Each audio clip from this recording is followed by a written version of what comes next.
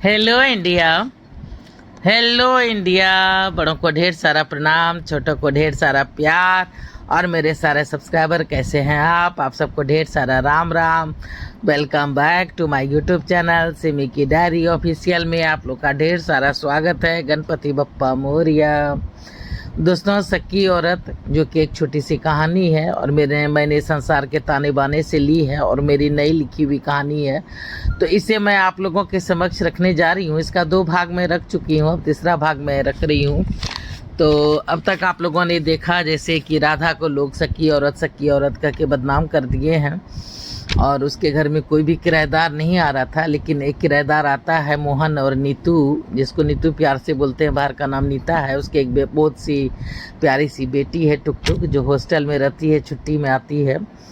तो मोहन जो है सो बैंक में काम करता है और पूरे 3 साल ये लोग जो हैं सो राधा के घर में किराएदार बन के रहते हैं और राधा को भरपूर प्यार, इज्जत और सम्मान देते हैं और अपने परिवार की तरह ये लोग रहते हैं। राधा को कुछ भी काम नहीं करने देते, राधा को खाना बनाने नहीं देते। राधा को जो प्यार और इज्जत अपने घर परिवार वालों से नहीं मिला था, अपने बेटों से नहीं मिला था, वो इन लोग से मिलता है। तो अब आगे मैं रखने जा रही हूँ, तो देखिए कैसा लगता है कि एक दिन आवाज़ क्लास लेकर निकला ही था। एक दिन आवाज़ क्लास लेके निकला ही था कि फ़ोन बज उठा। हेलो, हाँ हेलो, मैं मोहन बोल रहा हूँ। कौन मोहन? आपकी माँ का भाड़ेदार। ओह अच्छा, गांव से? हाँ, कैसे हैं आप? मैं तो ठीक हूँ, पर क्या? आवाज़ डर गया, बस हो गया। पूरे 3 साल तो टिका, खैर कोई बात नहीं, वो मन ही मन सोचता है। हेलो, हाँ हेलो, मैं सुन रहा हूँ, बोलिए। मेरा ट्रांसफ़र हो गया है। इन 3 सालों में तो आप दोनों भाइयों ने एक बार भी अपनी माँ को देखने नहीं आया। यहाँ आए रहते तो मुझसे भेंट हो गई होती, लेकिन एक बार भी आप लोग से भेंट नहीं हो पाया, इसलिए 1 सप्ताह में मैं निकल जाऊँगा। तो कभी आप लोगों से मिलना नहीं हो पाया, इसलिए आप लोगों से मिलना चाहता हूँ। नंबर आपकी माँ के मोबाइल से निकाला है। आप अपने बड़े भाई आकाश को भी फ़ोन किया, आपके बड़े भाई आकाश को भी फ़ोन किया है, आ जाते तो हमें अच्छा लगता। जी ठीक है, कोशिश करूँगा। थोड़ी देर में ही फ़ोन बजता है। हाँ भैया बोलो। अरे वो गांव से फ़ोन आया था। हाँ, भाड़ेदार का फ़ोन आया था, अब घर छोड़ के जा रहा है। वो सब तो ठीक है, पर हमें क्यों बुलाया है? पता नहीं भैया, क्या बात है। तुम जाओगे क्या? चलो ना, बहुत दिनों से माँ को भी नहीं देखा है। हाँ ठीक है, मैं परसों निकलूँगा, तुम नज़दीक हो, देख लो। अभी से जाके क्या करोगे? उसी दिन जाएंगे जिस दिन वो निकलेगा। चलो तब ठीक है। 1 सप्ताह के बाद दोनों भाई आ गए थे। मोहन की सारी पैकिंग हो गई थी। राधा का रोते रोते बुरा हाल था। नीता बहुत ही मुश्किल से उसे संभाली थी। आंगन में एक छोटी सी पार्टी चल रही थी।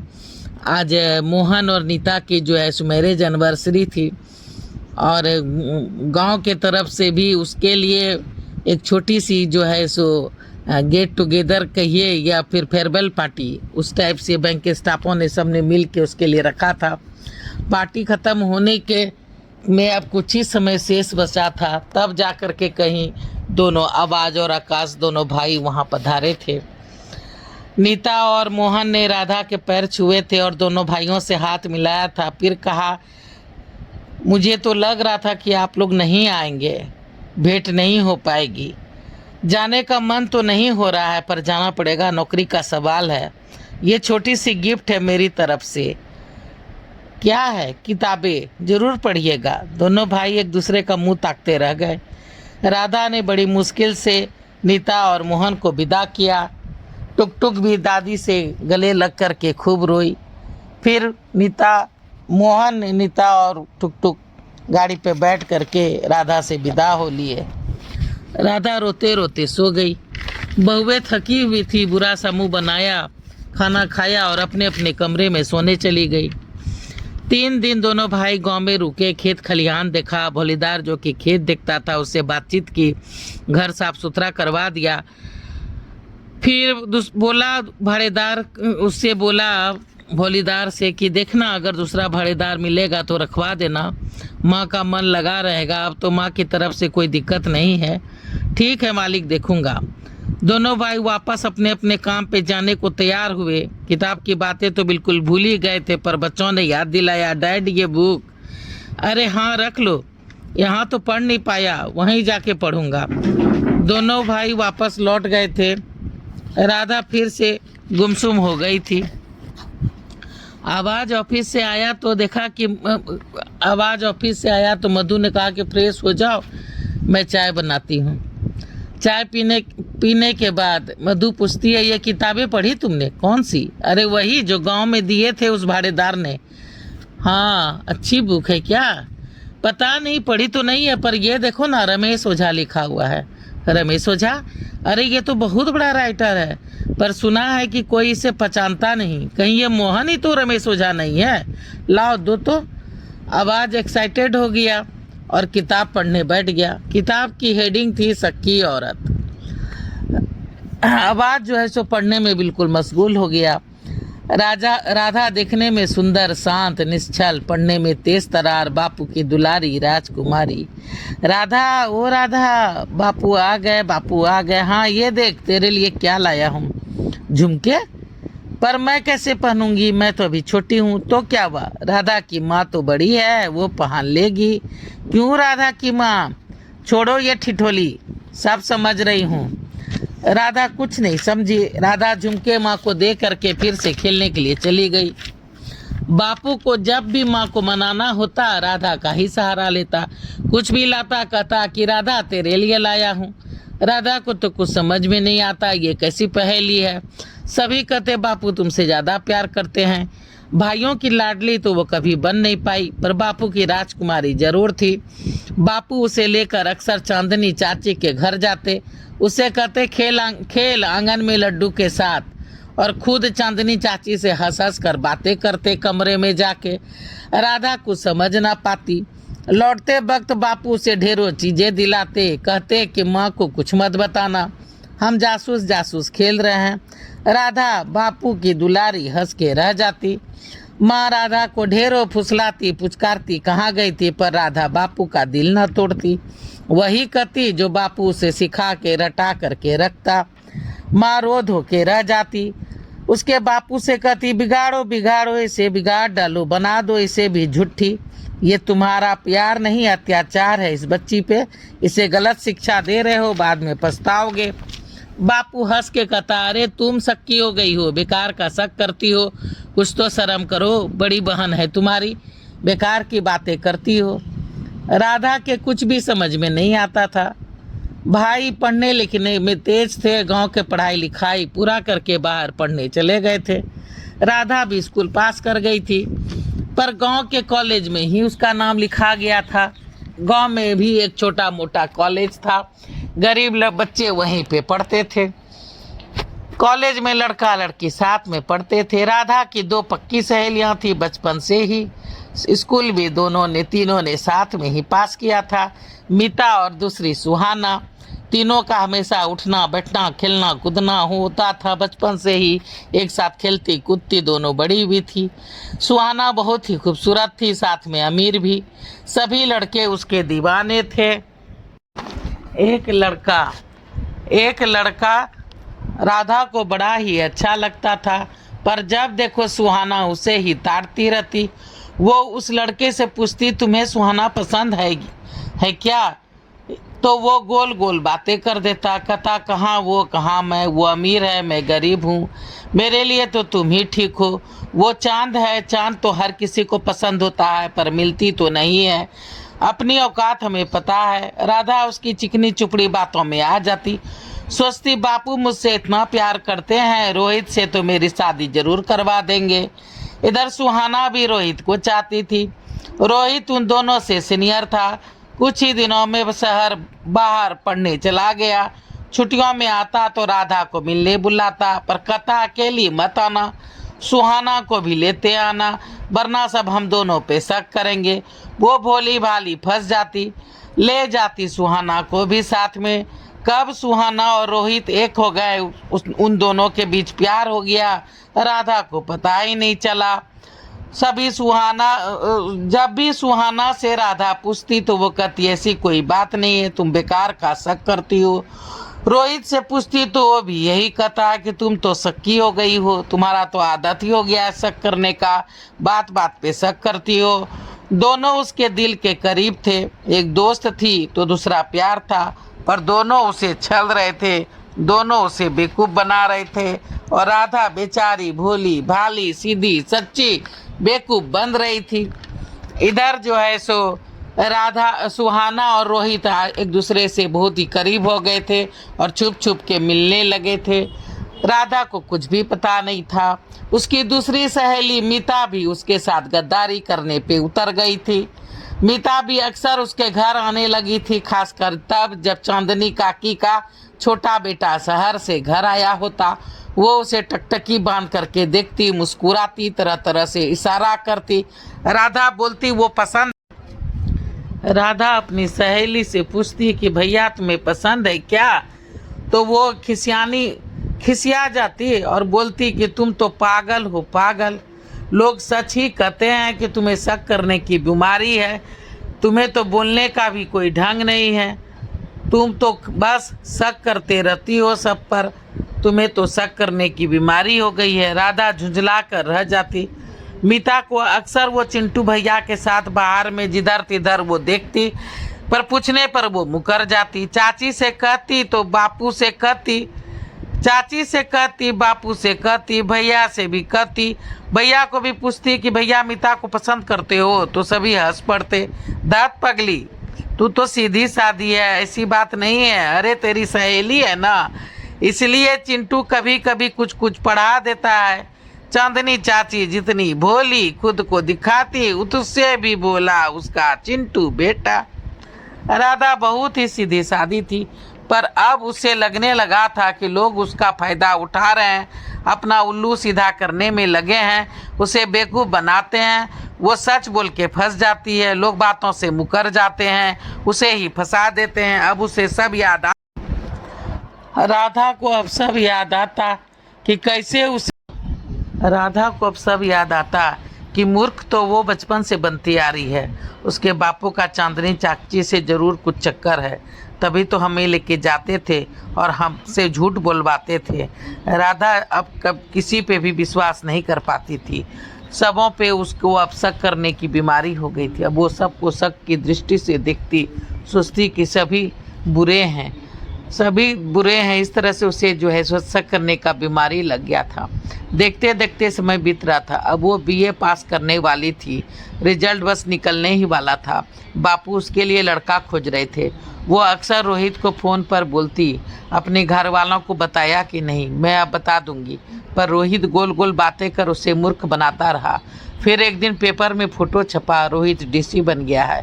राधा फुली नहीं समा रही थी, सोच रही थी कि अब तो मेरे बल्ले ही बल्ले हो जाएंगे, अब तो बापू मना ही नहीं कर पाएंगे। वो सोच रही थी कि आज बात करूं, कल बात करूं। इसी उधड़ेबुन में एक एक दिन उसके बीतते रहे और इस तरह से 1 महीने बीत गए थे। तभी एक दिन सुहाना ने उसके हाथ में अपनी शादी का कार्ड देकर कहा, शादी में ज़रूर आना। क्या शादी हो रही है तुम्हारी? किससे? डीसी साहब से। मतलब रोहित से। परवर छोड़ो, वो तुमसे नहीं मुझसे प्यार करता है और अब तो सिद्ध भी कर दिया है, अब डीसी बन के हमारे लेवल में आ गया है। इसलिए तो पापा तैयार हो गए शादी के लिए। तुम ज़रूर से ज़रूर आना और हम दोनों को शादी करते हुए देखना। अगर तुमको है ताकत तो तुम आके देख लेना। ऐसे क्यों बात कर रही हो? क्यों नहीं बात करूं? पर वो तो मुझसे प्यार करता था, वो सब नाटक था मेरी जान, हम दोनों को मिलाने का, समझी कि नहीं? वो तुमसे प्यार करेगा? वो तुमसे कभी भी प्यार नहीं करता था। सुहाना पैर पटकती चली गई। राधा का दिल टुकड़े टुकड़े हो गया था। अभी वो इस दर्द से उबरी भी नहीं थी।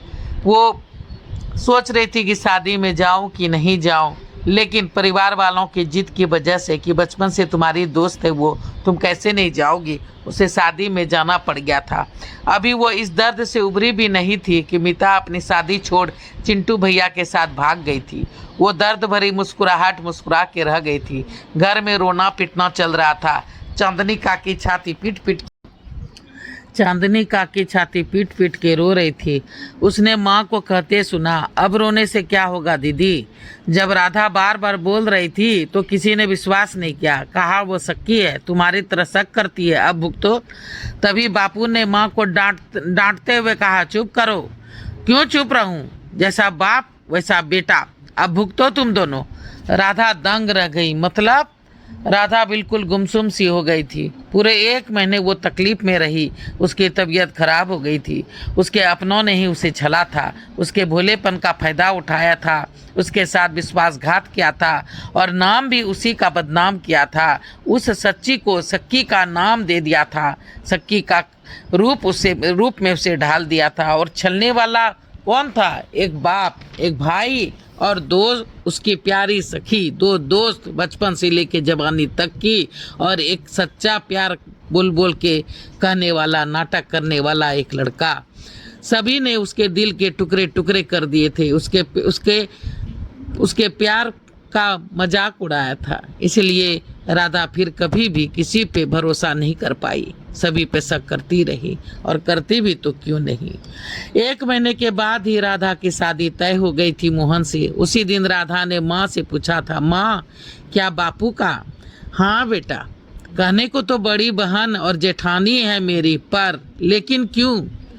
तुम्हारे बड़े पापा फौज में थे, बहुत कम घर पे रहते थे, इसलिए सारी जिम्मेदारी ये उठाते उठाते कब उसे भी उठा लिया पता ही नहीं चला।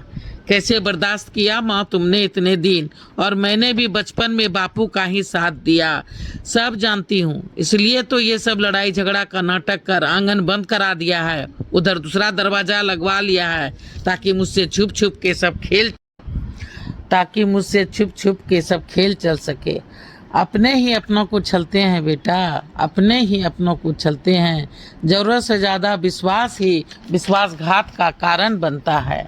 तुम मोहन पे कड़ी नज़र रखना, ये मर्दों की जात ऐसी ही होती है, जरा से ढील नहीं दी कि फिसल गए हाथ से।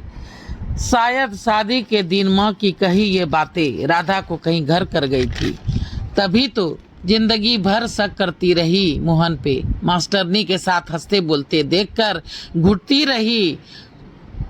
रही पर मुख से कभी कुछ ना कह सकी। जानती थी कोई उसका विश्वास नहीं करेगा, कोई उसका विश्वास नहीं करेगा।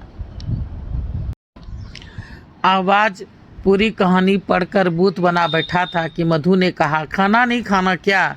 चलो ना, 2 बार पूछ चुकी हूँ, किताबें ख़त्म नहीं हुई क्या? हाँ। तभी टिंकी आ गई, डैड ये देखो लिफाफा गिरा था किताब से, शायद लेटर है किसी का, दो देखें। आवाज़ पढ़ने लगा, भैया आप लोग समझोगे कि मुझे ये सब कैसे पता है? मैं आपकी माँ की दोस्त मीता और आपके मामा चिंटू का सबसे छोटा बेटा हूँ। माँ ने मरने से पहले हमें सारी बातें बताई थी और कहा था कि मेरी तरफ से माफ़ी मांग लेना राधा से।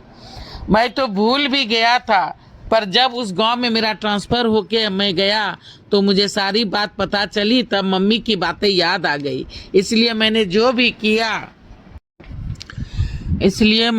भी किया वो हमारा फ़र्ज़ था। पहले तो सोचा कि आप लोगों को बता दूं, फिर डर गया। जो विश्वासघात मॉम और डैड ने किया था उसकी भरपाई यूँ संभव नहीं थी, इसलिए पहले बुआ का दिल जीता, फिर सारी बातें बताई। उन्हें सब पता है भैया, बुआ अच्छी है, बुआ बहुत अच्छी है। उन्हें सम्मान दो, उन्हें प्यार दो, उन्हें पास में रखो। ये छोटा भाई यही चाहता है तुम दोनों से। अगर ईश्वर ने चाहा तो फिर मिलेंगे। आवाज़ रोने लगा। तभी आकाश का फ़ोन बज उठा। हेलो, हाँ हेलो भाई, भाई क्या हुआ माँ को? हाँ भाई। आवाज़, माँ क्या हुआ माँ को? काफ़ी बीमार पड़ गई है, मैं गांव जा रहा हूँ। हाँ भैया, अब माँ को अपने पास ही रखेंगे, आप बढ़िए, मैं भी निकलता हूँ।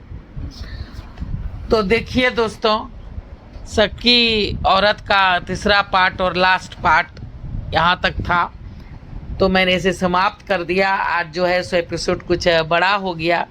सोच रही थी अब इसका चौथा भाग रखूं, तो सोचा कि नहीं, जब इतना वक्त इसमें दे ही दिया, काफ़ी मेहनत लगती है दोस्तों लेकिन आप लोग ना लाइक करते हो, ना कमेंट्स करते हो, ना सब्सक्राइब करते हो। दिन भर लगी रहती हूँ तब जा कर के एक वीडियो तैयार होता है। मुझे एसईओ करने नहीं आता है या कुछ भी करने नहीं आता है, तो प्लीज़ मदद कीजिए, सपोर्ट कीजिए मेरे चैनल को। पहली बार आए हैं तो सब्सक्राइब कीजिए, लाइक कीजिए, कमेंट्स कीजिए, बेल बटन ज़रूर दबाइएगा, भूलिएगा नहीं। ऑल का बटन दबाइएगा, ताकि जब जब मैं वीडियो डालूंगी तो आप लोग को नोटिफिकेशन मिलेंगे।